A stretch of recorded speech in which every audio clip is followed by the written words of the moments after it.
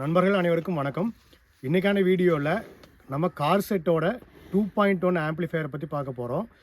இப்போ இதுக்கு அடுத்து வந்து பார்த்திங்கன்னா நம்ம ஸ்டீரியோலையும் இன்ட்ரடியூஸ் பண்ண போகிறோம். இப்போ நண்பர்கள் நிறைய பேர் பார்த்தீங்கன்னா, சார் கார் செட்டுக்கு நீங்கள் டிசைன் பண்ணுறீங்களா அப்படிங்கிற மாதிரிலாம் அடிக்கடி எங்கிட்ட கேட்குறாங்க. பட் இன்றைக்கான வீடியோவில் நம்ம இன்ட்ரடியூஸ் பண்ணக்கூடிய பேனலானது மார்க்கெட்டில் இருக்கக்கூடிய பேனல் தான். அதாவது ஃப்ரண்ட்டில் வரக்கூடிய அக்ரிலிக் பேனலோட டிசைன் ஆகட்டும், இன்டீரியரில் யூஸ் பண்ணக்கூடிய போர்டாக இருந்தாலும் எல்லாமே இன்றைக்கி நம்ம இன்ட்ரடியூஸ் பண்ணுற ஆம்பிள் இருக்கக்கூடியது எல்லாமே நம்ம மார்க்கெட்டில் அவைலபிளில் கிடைக்கக்கூடியது தான். 12 வோல்ட் ஸ்டீரியோ 2.1க்குன்னு ஸ்பெசிஃபிக்காக நான் இப்போ வரைக்கும் எந்த ஒரு பேனலுமே டிசைன் பண்ணலை. இன்கேஸ் வந்து ஃப்யூச்சரில் குவான்டிட்டி அதிகமாக வருது அப்படின்னா அதுக்குன்னு வந்து நம்ம கஸ்டம் மேடு பேனல் வந்து நம்ம டிசைன் பண்ணி யூஸ் பண்ணுற மாதிரி இருக்கும். இன்றைக்கி நம்ம இன்ட்ரடியூஸ் பண்ணக்கூடிய ஆம்பு கூட ஒரு கஸ்டமைஸ்டு ஆர்டர் தான். இப்போ இதில் வந்து பார்த்தீங்கன்னா லெஃப்ட் ரைட்டுக்கு STK 4392வும் சப்புக்கு வந்து Toshiba 5200 ஒரு பேர் டிரான்சிஸ்டரும் யூஸ் பண்ணுறோம். 12 to 24024 DC வோல்ட்டுக்கு கன்வெர்ட்டர் GR பிராண்டில் நம்ம யூஸ் பண்ண போகிறோம். இப்போ இதெல்லாம் வந்து பார்த்திங்கன்னா இதுக்குன்னு வந்து ஒரு பர்மனண்ட்டான ஒரு டிசைன் கிடையாது. இப்போ நம்ம என்ன லோடு கொடுக்குறோம், 6 இன்ச்சு யூஸ் பண்ணுறோமா, 8 இன்ச்சு ஸ்பீக்கர் யூஸ் பண்ணுறோமா, 2 ஸ்பீக்கரா 4 ஸ்பீக்கரா, அடுத்து சப்பு 8 இன்ச்சா 10 இன்ச்சா 12 இன்ச்சா, இதெல்லாம் பேஸ் பண்ணி ஒவ்வொரு கஸ்டமரோட ரெக்யர்மெண்ட்டுக்கு தகுந்த மாதிரி அந்த ஆம்போட டிசைன் மாறிட்டே இருக்கும். ஹோம் ஆடியோ மாதிரி இதில் வந்து பர்மனன்ட் டிசைன் எதுவுமே இருக்காது. அடுத்து வந்து இப்போ நம்ம இன்டீரியரில் என்னென்ன யூஸ் பண்ணுறோம், அதில் என்னென்ன ஆப்ஷன் இருக்குது, என்னென்ன அவுட்புட் பவர் இருக்குங்கிறத டீட்டெயிலாக இன்றைக்கான வீடியோவில் பார்க்கலாம். இதுதான் நம்ம இன்றைக்கி இன்ட்ரடியூஸ் பண்ணக்கூடிய 2.1 கார் செட்டு. இப்போ இதில் வந்து பார்த்திங்கன்னா ஃப்ரண்ட்டில் இருக்கக்கூடிய அக்ரிலிக் பேனலானது நம்மளோட சொந்த டிசைன் கிடையாது. இது வந்து மார்க்கெட்டில் கிடைக்கக்கூடிய பேனல் தான். அதனால தான் வந்து இதில் நம்ம ரிதம் ஆடியோஸோட லோகோவோ அல்லது ரிதம்ங்கிற நேமோ எதுவுமே நம்ம இதில் மென்ஷன் பண்ணியிருக்க மாட்டோம். ஏன்னா இது வந்து நம்மளோட ஓன் டிசைன் கிடையாது, மார்க்கெட்டில் இருக்கக்கூடிய காமன் பேனல் டிசைன் தான். அடுத்து வந்து பார்த்திங்கன்னா இதில் வந்து நடுவில் இருக்கக்கூடிய மெயின் கண்ட்ரோல் ஆனது ஃப்ரண்ட் லெஃப்ட் ரைட்டுக்கு உண்டான வால்யூம் கண்ட்ரோலாகவும், அடுத்துக்கு பேஸுக்கு இண்டிவிஜுவலாக ஒரு வால்யூம் கண்ட்ரோல், ட்ரபிளுக்கு அடுத்து சப்புக்கு இண்டிவிஜுவல் வால்யூம் கண்ட்ரோல் வந்துடும். சப்புக்கு வந்து ஃப்ரீக்வன்சிக்கு உண்டான கண்ட்ரோல் வந்து செப்பரேட்டாக நான் கொடுத்துருக்க மாட்டேன். ஏன்னா வந்து நம்ம சப்புக்கு உண்டான ஃப்ரீக்வன்சி வந்து நம்ம அடிக்கடி ஒவ்வொரு பாட்டுக்கு தகுந்த மாதிரியோ இடத்துக்கு தகுந்த மாதிரி மாற்றுறீங்கனாலும் அந்த இடத்துல சப்போட பேஸ் வந்து உங்களுக்கு டோட்டலாகவே எஃபெக்டிவ் சேஞ்ச் ஆகிரும். அடுத்து இதில் வந்து நம்ம பென்ட்ரைவ் போர்டு வந்து வெளியில் தெரியாமல் இன்பில்டாக உள்ளேயே வர்ற மாதிரி அதுக்குண்டான கட்டிங் ஹோல்ஸ் எடுத்த மாதிரி பேனல் நம்ம சூஸ் பண்ணியிருக்கிறோம். இது வந்து நம்ம நார்மலாக பார்க்குறத விட கொஞ்சம் டிஃப்ரெண்ட்டாக எடுத்துக்காட்டும். அடுத்து பவர் ஆன் ஆஃப் சுவிட்ச் கூட ஸ்கொயர் இல்லாமல் கொஞ்சம் ரெக்டாங்கிள் ஷேப்பில் கொடுத்துருக்குறோம். இது வந்து காமனாக மார்க்கெட்டில் கிடைக்கக்கூடிய டிசைன் தான். நமக்குன்னு சொல்லி நம்ம பேனல் டிசைன் பண்ணுறப்போ நம்மளோட ஆப்ஷனுக்கு தகுந்த மாதிரி பேனல் டிசைன் பண்ணிடலாம்.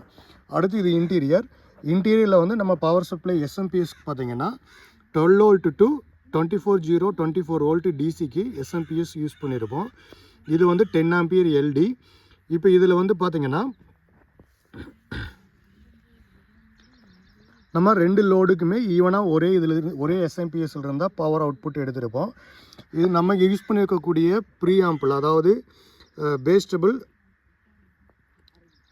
ப்ளஸ் சப்புக்கு உண்டான ஃப்ரீக்வன்சி ரெண்டுமே இன்பில்டாக இருக்கக்கூடிய ஒரே போர்டு தான் இதில் சூஸ் பண்ணியிருக்கிறோம். இதில் TLO 84 IC 2 IC யூஸ் பண்ணியிருப்பாங்க. ஒன்று வந்து பேஸ்டபிள் கண்ட்ரோலுக்காகவும், அடுத்து வந்து சப்வூஃபருக்கு உண்டான ஃப்ரீக்வன்சிக்காகவும். இதில் வந்து சப்வூஃபருக்கு உண்டான ஃப்ரீக்வன்சி கண்ட்ரோலுக்கு உண்டான ப்ரீசெட்டிங் இருக்குது. இப்போ இதில் வந்து நான் ஃப்ரீக்வன்சி வந்து 60 ஹெர்ட்ஸுக்கு வந்து டியூன் பண்ணியிருக்கிறேன். காமனாக வந்து நம்ம மூவிங் வெஹிக்கிளுக்கு யூஸ் பண்ணுறதில்ல 60 ஹெர்ட்ஸ் யூஸ் பண்ணாலே போதுமானது. இனிமேல் வந்து கொஞ்சம் ஃப்ரீக்வன்சி குறைக்க அது ட்ராவல் பண்ணிக்கூடிய டிஸ்டன்ஸ் வந்து அதிகமாக வரும். அடுத்து இது வந்து டைரெக்டாக நம்ம 24 வோல்ட் டூயல் போலாரிட்டி DCயில் கனெக்ட் பண்ணிக்கலாம். அடுத்து பென்ட்ரைவ் போர்டுக்கு ஒரு பக் போர்டு யூஸ் பண்ணியிருக்கிறேன். இதில் வந்து 5 வோல்ட்டுக்கு வந்து டியூன் பண்ணியிருக்கிறதுனால இங்கே வந்து 12 வோல்ட்டோ அல்லது அதை விட அதிகமாக 14 வோல்ட்டோ அந்த மாதிரி வோல்ட்டு அதிகமானா கூட உங்களுக்கு பென்ட்ரைவ் போர்டு அடியாகாது. அடுத்து இது பவர் ஆம்ப் போர்டு. இதில் வந்து பார்த்திங்கன்னா லெஃப்ட் ரைட்டுக்கு STK 4392 சப்புக்கு வந்து 52001943 யூஸ் பண்ணியிருக்கிறோம். இது வந்து போர்டு வந்து வெர்டிக்கலாக வைக்கிறப்போ ஸ்பேஸ் இல்லாத காரணத்தினால இந்த மாதிரி வந்து ஸ்டாண்டிங் டைப்பில் வந்து நம்ம யூஸ் பண்ணியிருப்போம். இதில் யூஸ் பண்ணியிருக்கக்கூடிய ஹீட் சிங்க்கும் வந்து பார்த்திங்கன்னா நல்லா குவாலிட்டியாக இருக்கும். STNல ஒரு கூலர் ஃபேன் கூட 12 வோல்ட் கூலர் ஃபேன் இதில் யூஸ் பண்ணியிருக்கிறேன்.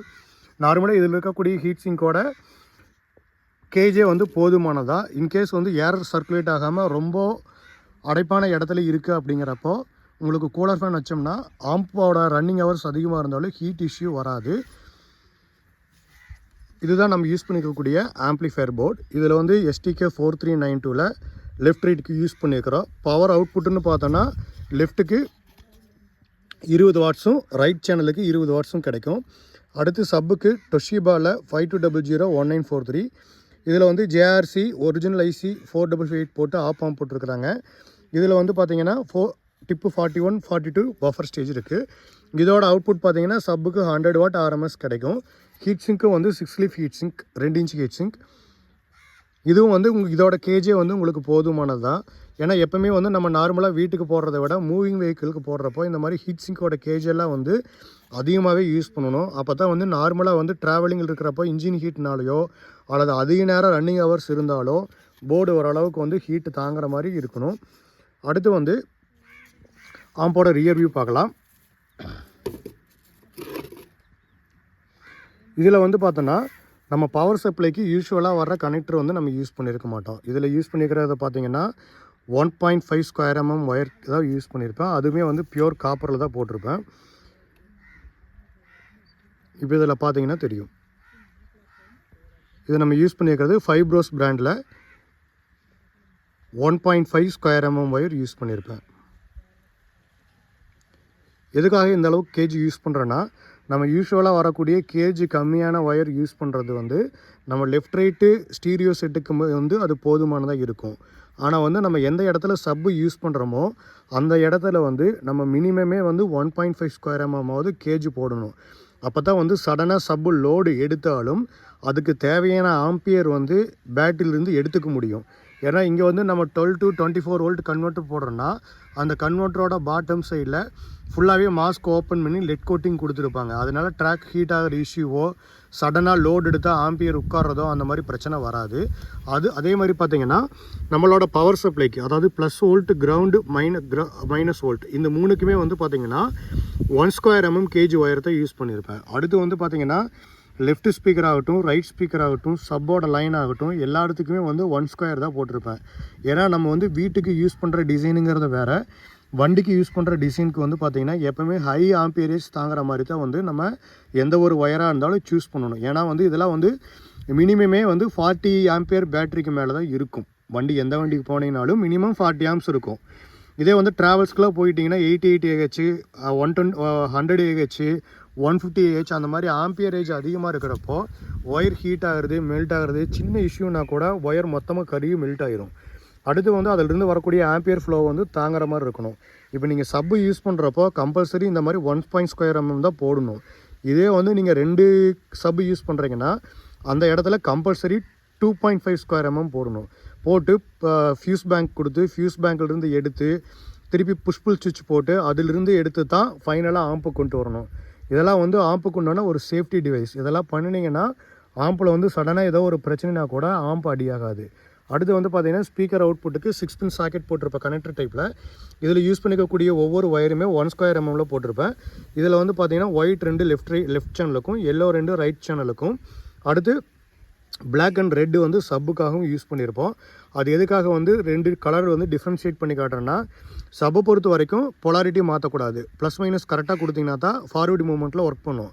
ப்ளஸ் மைனஸ் மாற்றி கொடுத்தீங்கன்னா உங்களுக்கு வந்து சப்போட பேஸ் வந்து ஹை ஃப்ரீக்வன்சி வர்றப்போ அதில் கொஞ்சம் வித்தியாசம் வரும். அந்த காரணத்துக்காக தான் வந்து ப்ளஸ் மைனஸ் கரெக்டாக மென்ஷன் பண்ணுறதுக்காக அப்படி கொடுத்துருக்குறோம். ஸ்பீக்கரை பொறுத்த வரைக்கும் உங்களுக்கு பெருசாக எந்த ஒரு இஷ்யூவும் வராது. இது வந்து ஒரு கஸ்டமைஸ்டு ஆம்ப். இந்த மாதிரி வந்து உங்களுக்கு நீங்கள் எந்த மாதிரி லோடு கொடுக்குறீங்களோ அதுக்கு தகுந்த மாதிரி நீங்கள் டிசைன் பண்ணிக்கலாம். இது நார்மலாக வந்து இதுக்கு கொடுக்கக்கூடிய லோடு பார்த்தீங்கன்னா 6 இன்ச் அல்லது 8 இன்ச்சில் ஒரு ஸ்பீக்கரும், அடுத்து வந்து சப்புக்கு JBL 1500 வாட்ஸ் வரைக்கும் நீங்கள் லோடு பண்ணலாம். இதுலேயுமே வந்து நீங்கள் இன்னும் ஹை பட்ஜெட்டில் பண்ணணும் அப்படின்னா சப்புக்கு 2 ஃபெட்டுக்கு பதிலாக 4 ஃபெட்டு போடலாம்.